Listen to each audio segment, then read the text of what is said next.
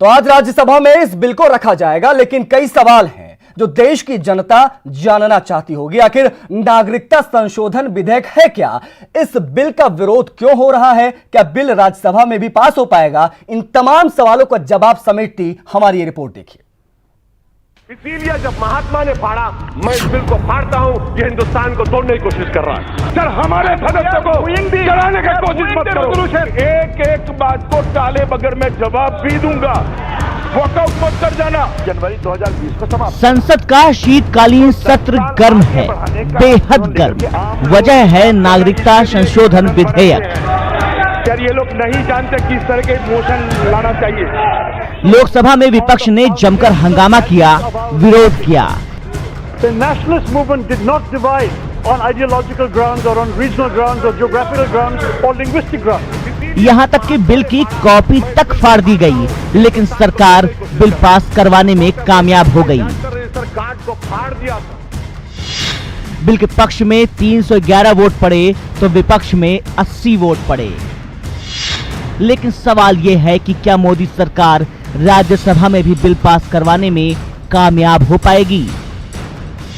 हम आपको बताते हैं कि नागरिकता संशोधन विधेयक पर क्या कहता है राज्यसभा का नंबर गेम।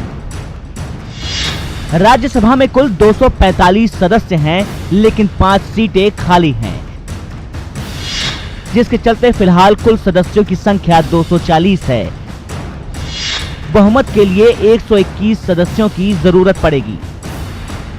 राज्यसभा में एनडीए के पास 106 सदस्य हैं, यूपीए के पास 62 सदस्य हैं और अन्य दलों के पास 44 सदस्य हैं। वहीं 28 सदस्य ऐसे दलों के हैं जो एनडीए का हिस्सा नहीं है, लेकिन बिल का समर्थन कर रहे हैं। इनमें एआईएडीएमके के 11, बीजेडी के 7, शिवसेना के 3, वाईएसआरसीपी के 2, टीडीपी के 2 और 3 अन्य शामिल हैं। अगर ये दल बिल का समर्थन करते हैं तो राज्यसभा में बिल पास करवाने की मोदी सरकार की राह आसान हो जाएगी। इसके कंटेंट पर चर्चा नहीं होगी। विपक्ष ने नागरिकता संशोधन बिल को लेकर भले ही मोर्चा खोल रखा हो, लेकिन राज्यसभा में विपक्ष के लिए बिल पास होने से रोकना आसान नहीं है। राज्यसभा में यूपीए के 62 सदस्य हैं और 44 ऐसे सदस्य हैं जो एनडीए या यूपीए का हिस्सा नहीं हैं। अगर ये साथ आ भी गए तो भी विपक्ष बिल नहीं रोक पाएगा। कुछ ऐसे दल भी हैं जिन पर सबकी नजरें रहेंगी।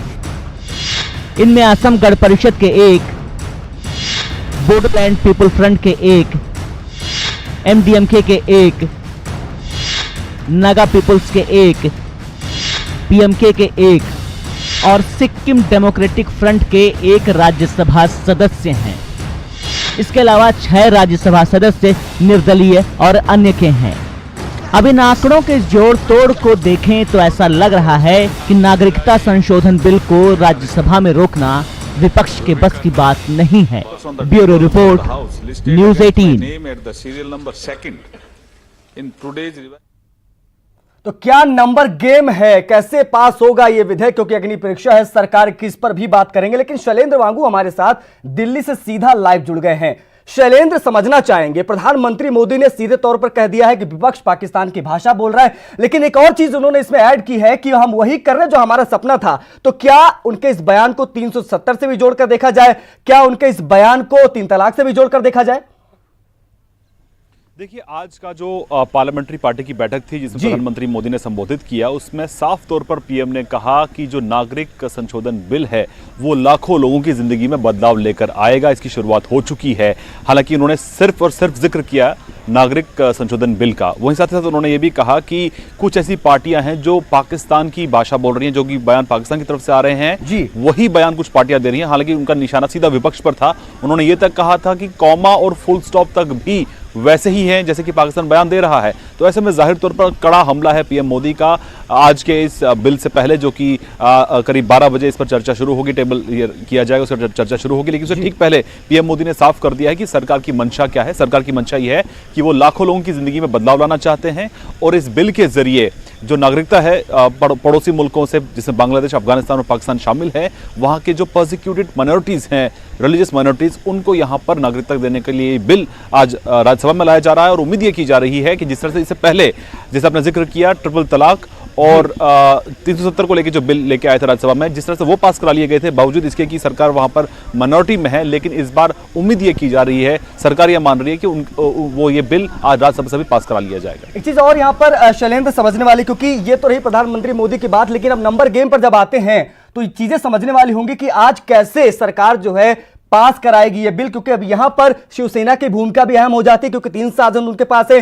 बीजेयू जनता दल यानी बीजेडी की बात की जाए तो उनकी भी भूमिका अहम हो जाती है। तो क्या एक्स फैक्टर साबित हो सकता है आज की इस परीक्षा में बीजेपी के लिहाज से अगर देखें शैलेंद्र? तो देखिए, अगर हम राज्यसभा की बात करें तो राज्यसभा में लोकसभा की तरह बीजेपी के पास नंबर्स नहीं है, एनडीए के पास नंबर्स नहीं है, लेकिन फ्लोर मैनेजर्स का ये मानना है कि वो ये आंकड़े जुटा लेंगे। 121 का आंकड़ा जो है वो आसानी से बीजेपी जुटा लेगी, एनडीए जुटा लेगी। हमारे साथ अनूप गुप्ता हैं जो कि बीजेपी बहुत करीब से कवर करते हैं। अनूप, सबसे जानना चाहेंगे कि किस तरह से बीजेपी बावजूद इसके कि उनके पास नंबर्स नहीं है, वो कैसे इस बिल को पास कराएंगे? देखिए, जहाँ तक एनडीए की बात करें तो 116 इनके पास है, एनडीए के पास, और अगर बीजेडी इनके समर्थन में वोट करती है तो 121 का आंकड़ा पार कर जाता है। ऐसे में सरकार के सामने बहुत ज़्यादा मुश्किलों का सामना सरकार को नहीं करना पड़ेगा। लेकिन आपको एक बात ध्यान देना होगा कि आज ये बिल राज्यसभा में आने वाला है, और उससे ठीक पहले प्रधानमंत्री नरेंद्र मोदी खुद अगर कहते हैं कि कुछ राजनीतिक पार्टियां, जो विपक्षी पार्टियां हैं, वो पाकिस्तान की भाषा बोल रहे हैं और पाकिस्तान की भाषा और उनकी भाषा में अंतर नहीं है, यानी साफ संदेश देने की कोशिश कर रहे हैं कि इस बिल का विरोध नहीं करना चाहिए। यानी कि जिस तरह से जेडीयू और शिवसेना जो अपना स्टैंड बदलने की कोशिश में है, उसके लिए एक तरह से यह नसीहत है। और सरकार ये जरूर चाहेगी कुछ राजनीतिक पार्टियां इस बिल पे वॉकआउट कर जाए, तो इसका सीधा फायदा जो है वो सरकार के खाते में ही जाएगी। शैलेंद्र, एक चीज और समझना चाहूंगा मैं कि जाहिर सी बात है शिवसेना का जिक्र मैं इसलिए बार बार कर रहा हूं क्योंकि हाल फिलहाल में बहुत ज्यादा चर्चा में रही है भारतीय जनता पार्टी और शिवसेना जब से ये गठबंधन टूटा है। यहां पर एक चीज समझने वाली है कि अगर शिवसेना मना करती है, क्योंकि टर्म्स एंड कंडीशंस अप्लाई कर दिया है, कह दिया है, तमाम शर्तें रख दी हैं, अगर मान लीजिए शिवसेना समर्थन नहीं करती तो क्या उसके बावजूद सरकार इस बिल को पास करा ले जाएगी? अगर ऐसा है तो उसके पीछे क्या आधार है, यह भी जरा समझिए अनूप से।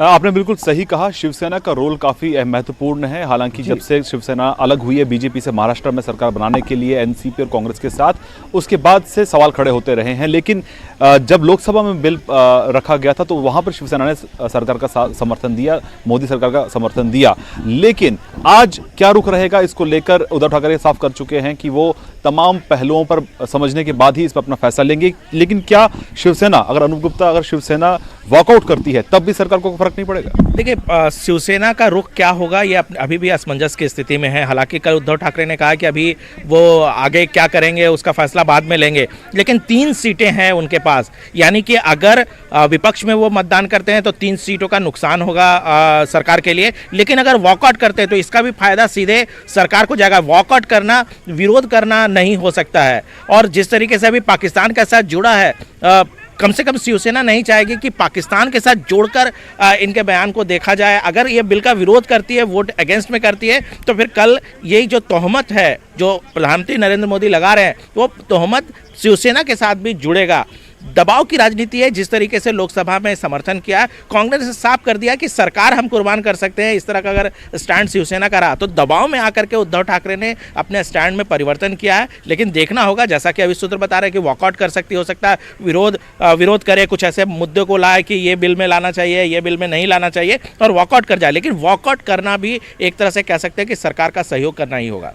तो वॉकआउट करना भी एक तरह से सरकार का सहयोग करना होगा, क्योंकि अगर वॉकआउट करती है शिवसेना तो उससे जो नंबर्स हैं वो कम हो जाएंगे, आंकड़ा नीचे आ जाएगा। तो ऐसे में बिल पास कराना इतना आसान, इतना मुश्किल नहीं रहेगा सरकार के। शैलेंद्र, जनता दल यूनाइटेड का जिक्र भी करना यहाँ पर बहुत ज्यादा हो जाता है क्योंकि खटपट उनके तरफ से भी देखने को मिल रही है। तो क्या उम्मीद की जाए कि जिस तरह से लोकसभा में समर्थन मिला, क्या माना जाए राज्यसभा में फ्रंट पर खड़ी रहेगी बीजेपी के साथ जनता दल यूनाइटेड जेडीयू? देखिए, जेडीयू की बात करें तो जैसे अभी कुछ देर पहले अनूप बता रहे थे कि जेडीयू का मतलब नीतीश कुमार है, और नीतीश कुमार ने साफ कर दिया है कि वो इस बिल के समर्थन में हैं। और कल 2 दिन पहले जब इस पर चर्चा हो रही थी लोकसभा में, तो जेडीयू ने अपना रवैया साफ कर दिया था। लेकिन अब कुछ ऐसी आवाजें उठ रही हैं जेडीयू के अंदर से कि इस बिल का विरोध किया जाना चाहिए, जिसमें एक एमएलसी भी शामिल है। लेकिन फाइनल से जो है वो नीतीश कुमार का होगा, वही ये तय करेंगे कि इस बिल का क्या करना है। हालांकि आपको ये भी बता दें कि बिहार चुनाव अगले साल होने वाले हैं, तो इस मौके पर नाराज करके बीजेपी को वो नहीं, जेडीयू नहीं चाहेगी कि वो इस मौके पर बीजेपी को नाराज करे। तो ऐसे में जाहिर तौर पर भले ही कुछ अंदर खाने ऐसी आवाजें आ रही हैं, लेकिन मैं नहीं समझता अनूप की जेडीयू जो है अपना रुख बदलेगी। नहीं, बिल्कुल बिल्कुल जेडीयू अपना रुख नहीं बदलेगी। वो एनडीए के साथ है और वो किसी भी तरीके से तलखी नहीं चाहेगी कि बीजेपी के साथ किसी तरह की तलखी हो। और नीतीश कुमार या आधिकारिक तौर पे जेडीयू की तरफ से अभी तक कोई आधिकारिक बयान नहीं आया है कि राज्यसभा में इस बिल का वो विरोध करें। हाँ, कुछ पवन वर्मा, प्रशांत किशोर, लेकिन आप ये समझिए कि ये लोग जेडीयू नहीं है, ये पार्टी में बहुत बड़ा अख्तियार नहीं रखते हैं, उनका पद कोई बड़ा नहीं है। ऐसे में जेडीयू सरकार के साथ ही रहेगी, इसको लेकर के किसी तरह की कोई असमंजस की स्थिति नहीं है। शैलेंद्र, मान लीजिए कि कुछ सांसद यूपीए के भी अनुपस्थित रहते हैं आज सदन से, तो इसका लाभ कहां मिलेगा, क्या मिलेगा, नियम क्या कहता है, ये भी समझना चाहेंगे। देखिए, जहां तक आज के दिन की बात करें तो आज का दिन बहुत महत्वपूर्ण है। बीजेपी और कांग्रेस ने दोनों ही व्हिप जारी किए हैं सभी सांसदों को कि जो राज्यसभा में जिनकी मौजूदगी जरूरी रहेगी। लेकिन जाहिर तौर पर एक तरफ जहां बीजेपी इस बात का आश्वासन रखती है कि वो ये बिल आराम से पास करा लेगी, क्योंकि उसके पास जो आंकड़ा है, लोग सड़क पर उतरे हैं, नॉर्थ ईस्ट में हो, आसाम में हो, वेस्ट बंगाल में हो, इस बिल के खिलाफ, वो भी देश के नागरिक है, तो ये सभी देशद्रोही है। कुछ बातें हैं हमारे पार्टी चीफ उद्धव ठाकरे साहब ने भी कही है, कुछ शंकाएं हमारे मन में है। अगर उस बारे में हमें सही जवाब नहीं मिलता है तो हम उस वक्त सोचेंगे क्या करना है। बहुत सी बातें हैं उस बिल में। आप विरोध करेंगे, एब्सेंट रहेंगे सर? लोकसभा में तो, लेकिन आपने अलग-अलग लोकसभा में तो आपने समर्थन किया। नहीं, ठीक है, लोकसभा में हो गया, राज्यसभा की बात अलग, राज्यसभा की पोजीशन अलग है। तो जब डिबेट शुरू होगा तो पार्टी एक है, पार्टी तो अलग नहीं है और राय भी हमारी एक है, लेकिन राज्यसभा में हमारी ज्यादा जरूरत है दोनों तरफ। लेकिन संजय जी, किन मुद्दों को लेकर आपका विरोध है इस बिल में राज्यसभा में? लोकसभा और राज्यसभा किन मुद्दों को लेकर आपका विरोध है इस बिल को लेकर? अभी सबसे पहले ये कोई वोट बैंक की राजनीति जो हो रही है ये ठीक नहीं है। आपने हिंदू मुसलमान जो बनाने की कोशिश इस देश में फिर एक बार आप करने लगे हैं, ये छोड़ दीजिए। तो तमिल हिंदू जो है रिफ्यूजी श्रीलंका में, उनके बारे में आपने कोई शब्द नहीं निकाला। आप पाकिस्तान की बात करते हो, बांग्लादेश की करते हो, अफगानिस्तान की करते हो। सबसे बुरी हालत हिंदुओं की आज नेपाल में भी, आपको मालूम है। जिस तरह से चाइना और पाकिस्तान वहाँ घुस गया है, वहाँ अपने आप को हिंदू कहलाना गुनाह हो गया है उस देश में। तो सिर्फ ये राजनीति का विषय नहीं हो सकता, ये मानवता का विषय जरूर है और मानवता को कोई धर्म नहीं होता। Mr. Sanjay Raut is here with me, sir. Will the Shiv Sena take a position different from the one that you took in Lok Sabha? हम अभी जाएंगे सदन में, हमारे मन में जो शंका है उस बारे में जो हमारी तरफ से बात रखेंगे सदन में। अगर हमें सही तरीके से जवाब नहीं मिला तो हमारे पार्टी चीफ उद्धव ठाकरे साहब ने भी कल कहा है, हमारा निर्णय अलग हो सकता है। Sir, Prime Minister at the BJP Parliamentary Party meeting said one thing. He said a number of political parties were opposing, are speaking the same language as Pakistan. Pakistan की तरह कॉमा फुल स्टॉप भी same है उन parties का जो oppose कर रही है। देखिए, हमें किसी से राष्ट्रभक्ति की मार्गदर्शन लेने की जरूरत नहीं है। तो देखिए वक्त कैसे बदलता है। कट्टर हिंदुत्व का डंका पीटने वाली शिवसेना आज दो तरह की बातें करती नजर आ रही। शैलेंद्र हमारे साथ लगातार दिल्ली से लाइव जुड़े हुए। शैलेंद्र, अभी आपने भी सुना होगा किस तरह से यहां पर बयान दिया है, यहां पर संजय राउत फ्रंट पर आए, उन्होंने शिवसेना का पक्ष रखा और तमाम तरह की बातें कही है।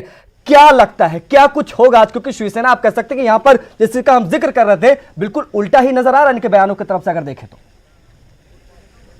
देखिए आशीष, शिवसेना इस वक्त असमंजस की स्थिति में है, क्योंकि एक तरफ उनकी मजबूरी ये भी है कि वो महाराष्ट्र में कांग्रेस और एनसीपी के साथ सरकार में है, वहीं और वहाँ पे सीएम भी है शिवसेना का, वहीं जो हिंदुत्व का जो मुद्दा है उसको वो छोड़ने को तैयार नहीं है। तो ऐसे में जहाँ एक तरफ प्रधानमंत्री मोदी ने ये भी कहा कि जो लोग, कुछ ऐसी पार्टीज भी हैं जो पाकिस्तान की भाषा बोल रहे हैं, तो शिवसेना, जैसे कि अभी कुछ देर पहले अनूप बता रहे थे कि शिवसेना नहीं चाहेगी कि उसको इस कैटेगरी में रखा जाए, और साथ ही साथ जो माइनॉरिटीज़ हैं जिसमें हिंदू भी शामिल हैं, जो कि पाकिस्तान, बांग्लादेश और अफगानिस्तान से हिंदुस्तान आना चाहते हैं या यहाँ की नागरिकता पाना चाहते हैं, तो उनके लिए एक दरवाज़ा इससे खुल जाएगा। लेकिन जाहिर तौर पर शिवसेना इसमें अड़चन नहीं पैदा करना चाहेगी, लेकिन इसमें कुछ पॉलिटिकल मजबूरियां भी है शिवसेना की, और जो उनकी जो जिसको जो स्टैंड लेते आ रहे हैं हिंदुत्व का, उसको भी वो छोड़ना नहीं चाहते हैं। तो ऐसे में या तो शिवसेना खुलेआम समर्थन करेगी तमाम डाउट्स क्लियर करने के बाद, या फिर शिवसेना अगर वॉकआउट भी करती है तो उसका फायदा भी सीधे सरकार को होगा इस बिल को पास कराने में। आशीष, बड़ी चीज एक ये भी है शैलेंद्र की सरकार भी चलानी है कांग्रेस के साथ ही, क्योंकि अब एनडीए से अलग हो चुकी है सीधे तौर पर अगर समझे शिवसेना, तो ऐसे में बहुत ज्यादा अहम हो जाता है आज का पूरा दिन, और बहुत ज्यादा निर्भर यह करेगा कि शिवसेना किस ओर जाती है। तो फिलहाल अगर आंकड़े समझे तो 121 का मैजिकल फिगर है, लेकिन अगर आप कहा जाए कि एआईडीएमके हो, चाहे बीजेडी हो, चाहे वो जितने भी दल हो, 11 अन्य का जो बार बार जिक्र हो रहा है, ये 11 अन्य क्या भूमिका निभा सकते हैं यहां पर, यह भी समझना है शैलेंद्र। जी, जाहिर तौर पर क्योंकि आंकड़े नहीं है और 121 का जो आंकड़ा है वो पार करना होगा बिल को पास कराने के लिए। अनूप गुप्ता से समझना चाहेंगे कि बीजेपी का ये मानना है कि उनके पास 14 ऐसे और सांसद हैं जो कि उनके समर्थन में वोट करेंगे। ये 14 सांसद कौन से हैं? नहीं, देखिए, इंडिपेंडेंट हैं, कुछ निर्दलीय हैं जो इनके समर्थन में हैं। इसके अलावा जो है वो बीजू जनता दल, चूँकि ये समर्थन कर चुकी है लोकसभा में, उनको ये मान के चल रही है कि राज्यसभा में भी समर्थन मिलेगा। इसके अलावा एआईएडीएमके है जो बड़ा फोर्स है, बड़ी संख्या है, वो इनके समर्थन में आएंगे। तो सरकार आश्वस्त है इस चीज़ को लेकर के कि संख्या बल इनके साथ है, और ये भी जान रही है कि कुछ विरोध विपक्षी पार्टियां विरोध जरूर कर रही है। बिल्कुल शैलेंद्र, अगर देखा जाए तो आश्वस्त है, जैसा कि अनूप करें, आश्वस्त होना लाजमी भी है, क्योंकि 3 तलाक का बिल पास करा लिया, 370 हटा दिया, तो जाहिर सी बात इसको लेकर कॉन्फिडेंस नजर आ रही है। शैलेंद्र, आप बने रहे हमारे साथ, आगे भी आपसे बातचीत करेंगे, लेकिन वक्त एक छोटे से ब्रेक